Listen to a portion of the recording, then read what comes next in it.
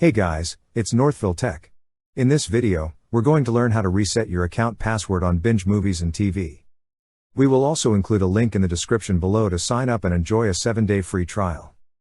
But if you already have an account and you forgot its password, open the website trybinge.tv. Then click on Sign In. On this page, you will see an option for Forgot Password. Click on Forgot Password. Now, enter your registered email address on the field provided. Then click on the button that says Send Instructions. You will then receive the password reset instruction on the email address you provided. On the email, you will see an option for Reset Password. Click on Reset Password. Next, you will be directed to this page.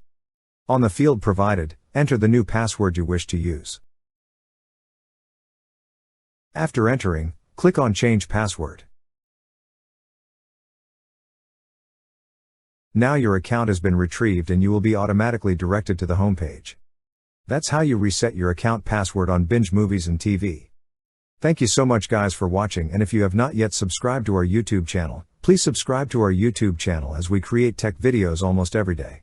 Also check out our recommended resources in the description below for various sign-up bonuses.